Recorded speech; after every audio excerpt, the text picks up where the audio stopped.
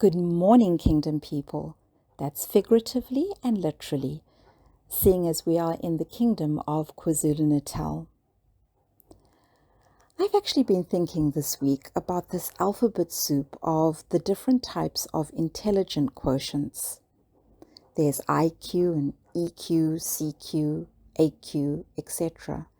And it got me thinking, could there be an SQ? So as you would probably do too, gotta Google it, right? So I did. Actually, there is. Spiritual quotient is a thing.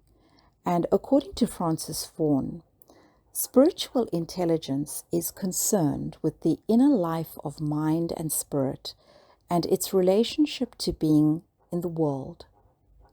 Stephen Covey goes on to say, spiritual intelligence is the central and most fundamental of the intelligences because it becomes the source of guidance for others.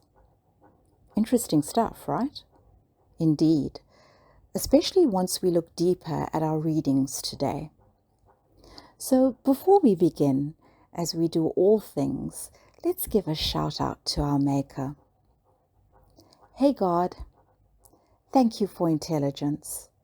And because you are so awesome, you made us with so many variations of these to all work together, and if we give it half a chance, to perfectly align, to allow you to work through us. So continue to enlighten and lead each of us closer to you. Once we have ourselves aligned to you, we can hear you clearer, so the outside noise doesn't confuse us any longer, and we have direction and purpose. We are open to your voice always. Amen.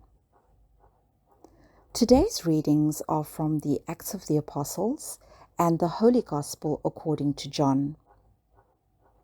So the first reading from Acts 16 verses 1 to 10. I feel God is reminding me about alignment, leading of the Spirit, and open doors. In terms of alignment, I feel Paul had Timothy circumcised, not for the sake of his salvation, but so there would be less to hinder ministry among the Jews. Their work was successful because their first interest was in strengthening the churches. The passage goes on to speak of the Spirit stopping at a certain point and also appearing in a vision to lead them to a new door, so to speak. So, does the Spirit still do this for us now, I ask myself. What do you think? Well, my take. Absolutely. That's if we approach all things first by prayer and are bold enough to ask God what He would have us do and believe that He does speak to us through our own voice of conscience, sometimes even through friends and family, a song, a book, a movie, etc. The Spirit of God always gently moves us in one way or another, but we have to be alert to the nudge. It's important to recognize God at work in all of our life, not just the parts that happen to go our way. God uses common everyday events to lead and guide us in the way He would have us to go. Believing that God is at work both when we have what we want and when we don't get what we want can give us a more positive perspective. As I always say, mindfully present in all things. Otherwise, we may just miss the message. We walk by faith, not by sight, right? But I know for sure, if you start out with a shout out to God, His Spirit will never lead you astray. Now, John 15 verses 18 to 21 reminded me, if we consciously choose to follow Jesus, we may have to make difficult choices, And in that process, we may alienate some of the people in our lives. The world isn't an easy place.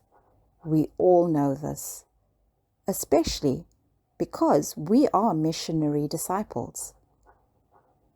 That alphabet soup discussion earlier, with all my intelligences, they all need to be aligned, because I may have to deal with anger, rejection, or alienation if I make choices to do what is truly loving and kind.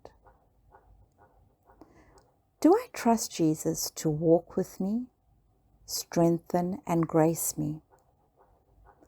Ultimately, I keep reminding myself, what would Jesus do right now? It is about choice and listening for that voice, because I do know him that sent him. So let's keep striving as we grow more intimately with him. I wish you happy travels, my fellow missionary disciples.